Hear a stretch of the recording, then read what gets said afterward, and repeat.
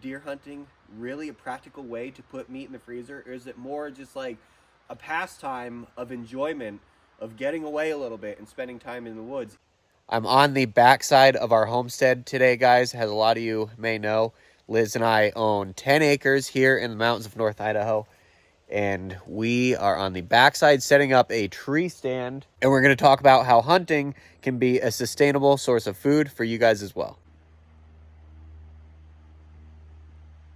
All right, guys. So our property has like an old road system that's kind of, built into the property. It was logged probably about 50 years ago. And when they logged it, there's some big trees around here way back in the day. When they logged it, they cut these like kind of skidder roads and skidder trails into the property. So we have remnants of those that kind of run a small network all over our property. It's kind of cool, really. It's a nice trail system almost. We probably have 4 different trails over there. And on the backside here, we have just this one road, which I think a lot of the animals use. So what I'm doing right now is I'm looking for any game trails, and I have a few spots in mind. I've explored like all of this property, so I have quite a few spots that we could put a tree stand. I'm just trying to find, any game trails, any active game trails that are going on right now before we really pick a spot. So we found some sort of a trail here. I'm gonna try to let you guys in on here. It's hard to see, but there's an indent right here. And that's all we're looking for. It's, really hard to see. Let me back up and maybe you guys can see it better. You can kind of see that there's almost just like a natural trail right here, and something's been using it. This dirt is churned up. So that's kind of like spots like we're looking for. And then once we find those spots, we're looking for big trees that we could possibly hang this tree stand in. Another thing I'm looking at is like shooting lanes, I guess it'd be called, or how wide open an area is. And the purpose of this tree stand is going to be for archery. So that means that, any little stick can deflect that arrow, not like a bullet that's probably going to pass right through a small twig or a branch or a leaf or something. Anything like that is going to deflect an arrow quite a bit, because an arrow doesn't have nearly the power behind it that like a shotgun or a rifle would. So we're looking for clear areas where the deer would kind of be passing through, and it gives me an opportunity to get a good clean shot on them rather than trying to thread the needle through like some trees or something. I think I've found a spot, guys. This area is pretty wide open, and we have a pretty good birch tree right here.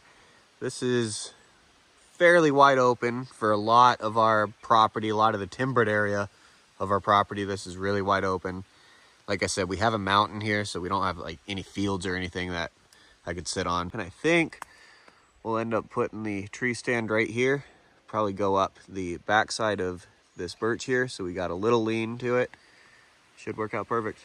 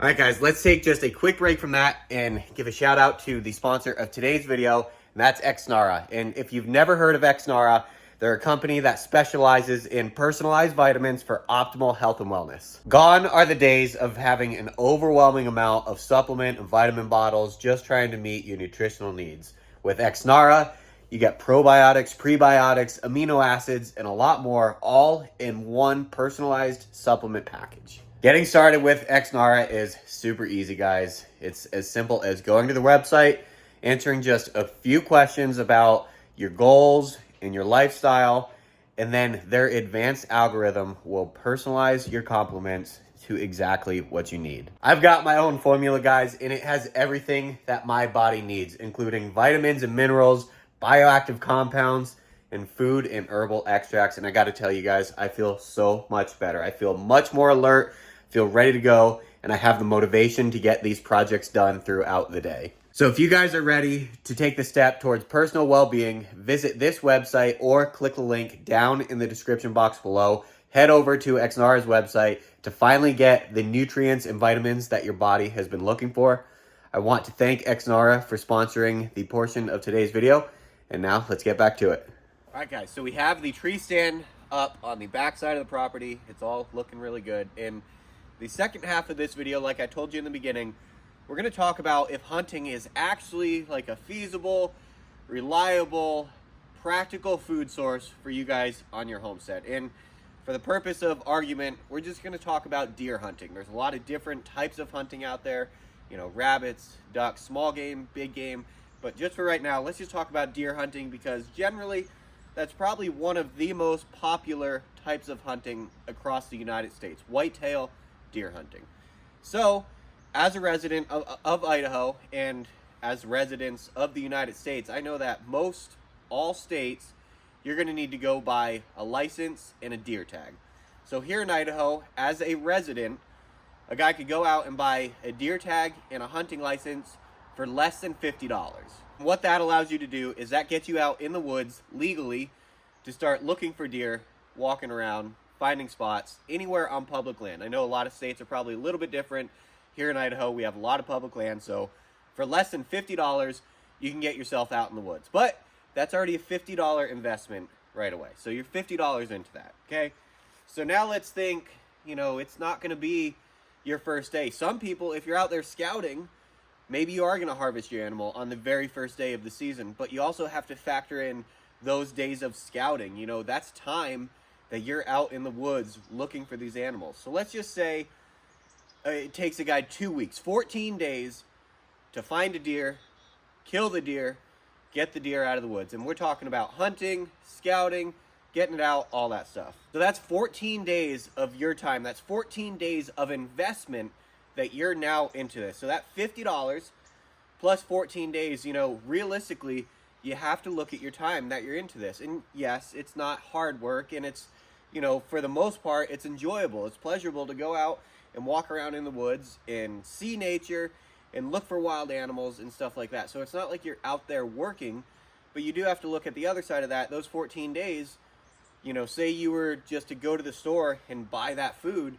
you could be doing other things during those 14 days that are also very productive around your homestead. So you have to look at it from a realistic point of view for sure. If you have a spouse or if you have kids that can keep the homestead going, you know, then it's definitely an option for you to maybe take those 14 days to go out and do that. But, you know, that is 14 days that you are away from the homestead for sure.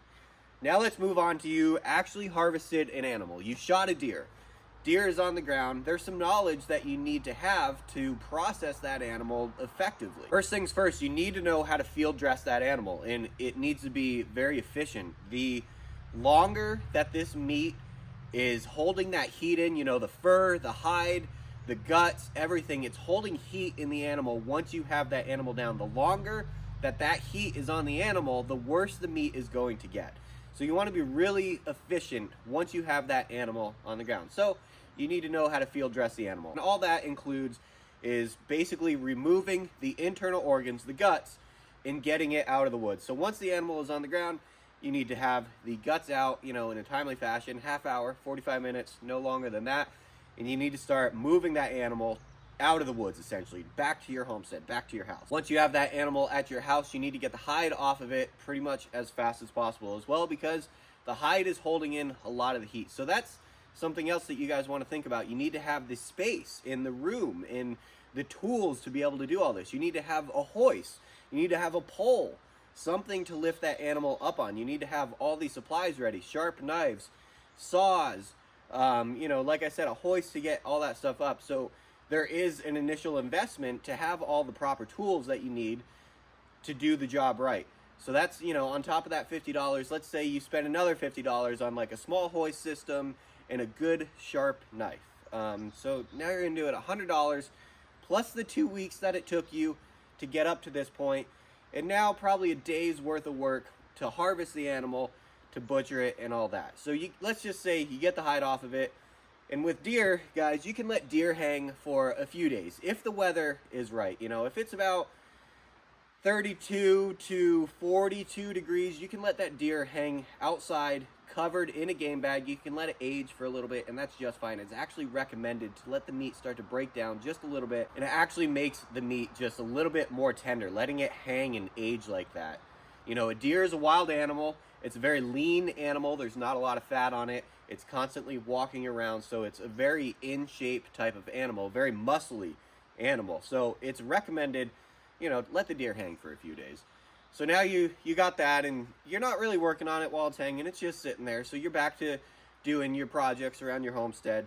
But then it comes time to actually butcher the animal, to actually take the meat off of the bones, cut up the steaks, get your cuts, wrap it up, put it in the freezer, stuff like that. There's two different ways you could do that, guys. You could do it yourself, and that's going to take, you know, another day. That's probably 8 hours worth of work if you're doing it by yourself. If you're kind of a novice like myself, you know, there is some time that goes into that for sure. Or the second option is you could take that to a wild game processor, a butcher essentially. And you'd have to check in your area to see what sort of butchers offer what sort of services. But here in North Idaho, you know, we have the local butcher here in town, or you got the good old boy up on top of the hill who processes wild game for a much cheaper rate. But that much cheaper rate is still going to cost you $150 to bring your deer to this guy who's going to cut it up. He's going to make nice cuts out of it, guys, and it's going to be given back to you very neatly packaged. It's going to be packaged. It's going to be labeled. He's going to offer you different types of cuts, you know, whether that's steaks or shanks or big chunks for roast or even just ground if you want to grind it all up and turn it into a burger. You have different options, but obviously, you know, the price varies off of what cuts. So let's just say for kind of a mix, a smorgasbord, if you will, of different cuts and ground and all sorts of stuff, let's just say $150. So now, we said earlier, it's going to cost you, you know, about $50 to get out in the woods, and then another $50 to have the right tools to get that animal to the stage to where you can bring that animal to the processor. So that's $100 right there. Then another $150. So now we're $250 into this whitetail deer. Plus 2 weeks worth of work, guys. Let's not forget about that. So we're 2 weeks and $250 into this deer. And when you get the deer returned to you, it's going to be your deer. It's going to be all the meat from that one deer. And off of one deer, if a guy gets about 50 pounds of meat, 60, 65 pounds of meat, somewhere in there, you're doing really good. So for $250, that's going to give you, let's just say 65 pounds of meat. So at 65 pounds of meat, plus that $250 in the 2 weeks that you're into everything, that comes out to a little less than $4 a pound, about $3.85 a pound.